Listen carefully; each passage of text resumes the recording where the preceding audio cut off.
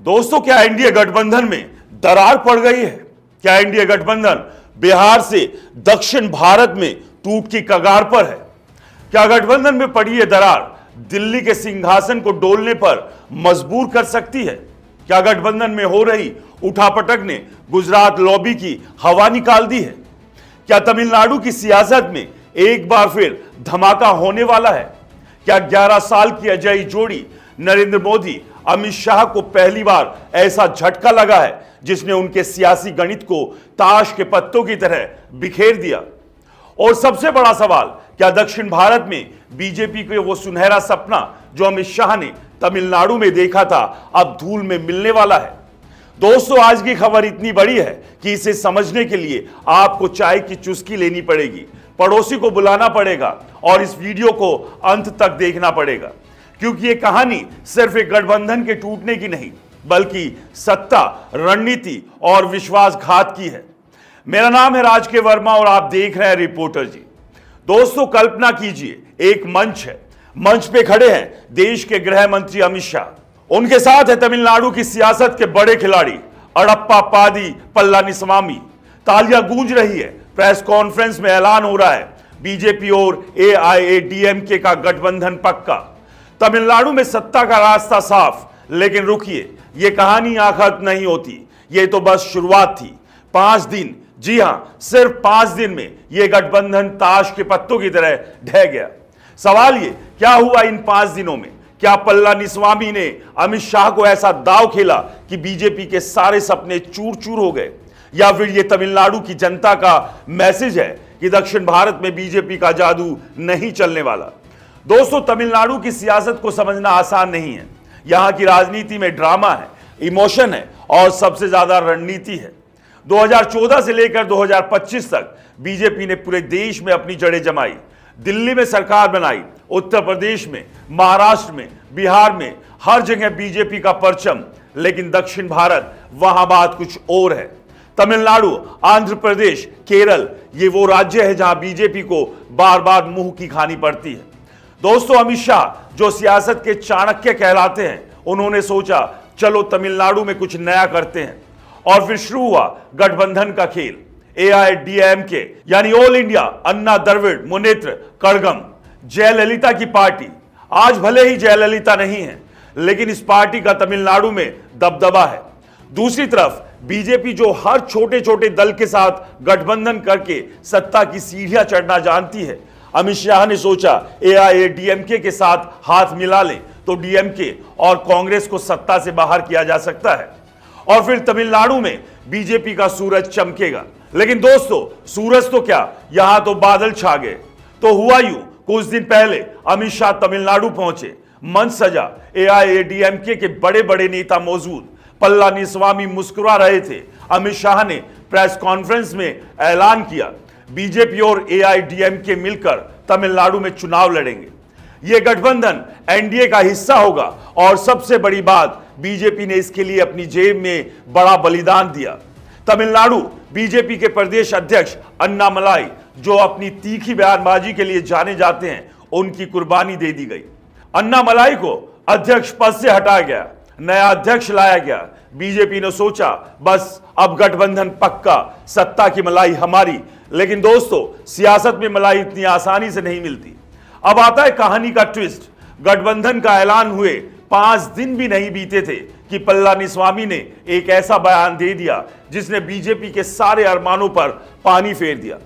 पत्रकारों ने उनसे सवाल किया, सर आपका बीजेपी के साथ गठबंधन हुआ है, क्या आप सत्ता में हिस्सेदारी करेंगे?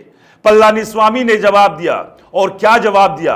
बोले, हमारा गठबंधन सिर्फ चुनाव लड़ने के लिए है, सत्ता में हिस्सेदारी उसकी कोई गुंजाइश नहीं, हम अपनी सत्ता किसी के साथ बांटने वाले नहीं।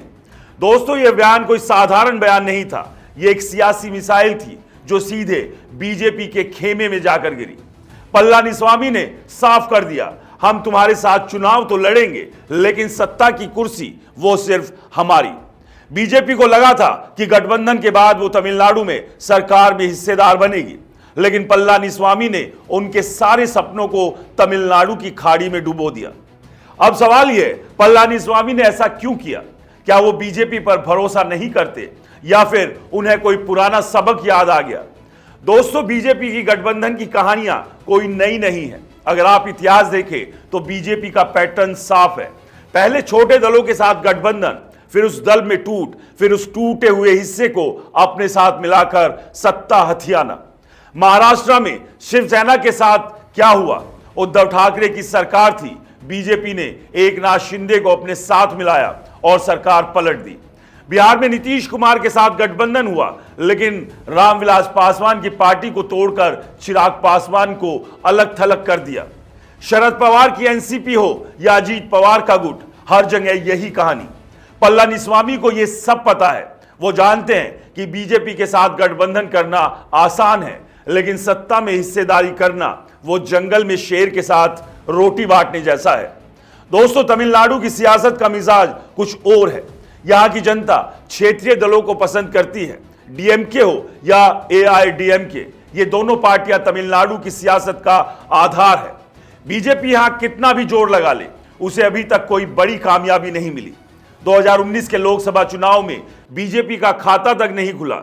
2024 में भी एनडीए को तमिलनाडु में कोई खास फायदा नहीं हुआ। पल्लानिस्वामी को पता है कि तमिलनाडु की जनता बीजेपी को सत्ता में देखना नहीं चाहती। अगर वो बीजेपी के साथ सत्ता बांटते हैं तो उनकी अपनी सियासी जमीन खिसक सकती है। इसलिए उन्होंने पहले ही साफ कर दिया, गठबंधन हां, लेकिन सत्ता में हिस्सेदारी ना बाबा ना। अब जरा बड़े कैनवस पर देखिए, बीजेपी की केंद्र में सरकार है, लेकिन ये 2014 या 2019 वाली सरकार नहीं। 2024 में बीजेपी को 240 सीटें मिली। बहुमत के लिए उसे नीतीश कुमार, चंद्रबाबू नायडू, एकनाथ शिंदे, अजीत पवार, पवन कल्याण जैसे नेताओं का सहारा चाहिए। यह सरकार बैसाखियों पर टिकी है और इन बैसाखियों को मजबूत करने के लिए बीजेपी हर राज्य में नए गठबंधन की तलाश रही है। बीजेपी में गठबंधन बीजेपी के लिए एक गोल्डन चांस था। अगर यह कामयाब हो जाता तो बीजेपी दक्षिण भारत में अपनी पकड़ मजबूत कर सकती थी, लेकिन पल्लानिस्वामी के बयान ने बीजेपी के इस प्लान को धराशाही कर दिया। और दोस्तों, ये सिर्फ तमिलनाडु की कहानी नहीं, ये उस सियासी रणनीति की कहानी है जो अब शायद पुरानी पड़ रही है। दोस्तों, सियासत में एक कहावत है, जो दिखता है वो बिकता है। बीजेपी ने सोचा, मंच सजाओ, प्रेस कॉन्फ्रेंस करो, तालियां बजाओ और गठबंधन पक्का। लेकिन पल्लानिस्वामी ने दिखा दिया कि सियासत में तालियां नहीं, रणनीति काम करती है। अमित शाह को शायद अब अपनी डायरी में एक नया सबक लिखना पड़ेगा। तमिलनाडु में गठबंधन आसान, सत्ता मुश्किल। और हां, अन्नामलाई जी की तो बेचारे बलि का बकरा ही बन गए। प्रदेश अध्यक्ष थे, तीखे बयान देते थे, लेकिन गठबंधन के लिए उनकी कुर्सी चली गई। अब वो शायद सोच रहे होंगे, अमित जी क्या हुआ? लेकिन दोस्तों, सियासत में कुर्सियां आती जाती रहती है। असली सवाल ये, क्या बीजेपी अब तमिलनाडु में कोई नया दाव खेलेगी या फिर पल्लानिस्वामी के इस झटके के बाद वो बैकफुट पर चली जाएगी? बीजेपी को न केवल दक्षिण भारत बल्कि बिहार में भी झटके लग रहे हैं। पशुपति पारस ने हाल ही में एनडीए से किनारा कर लिया। मांझी भी लगातार गुजरात लोबी को आंखें दिखा रहे हैं, तो वहीं नीतीश और चिराग पासवान भी अपनी नई रणनीतियों पर भी काम कर रहे हैं। तो ऐसे में सवाल यह उठता है कि क्या बिहार से लेकर दक्षिण भारत तक एनडीए में लगातार टूट चल रही है? और यह अगर टूट फूट इसी तरह से होती रही तो आने वाले समय में इसका असर क्या दिल्ली के सिंहासन पर भी पड़ेगा? दोस्तों, इसे लेकर आप क्या सोचते हैं? हमें कमेंट्स कर जरूर बताएं। और आपसे रिक्वेस्ट है कि अगर आपने रिपोर्टर जी चैनल को सब्सक्राइब नहीं किया है तो चैनल को सब्सक्राइब करना ना भूलें। नमस्कार।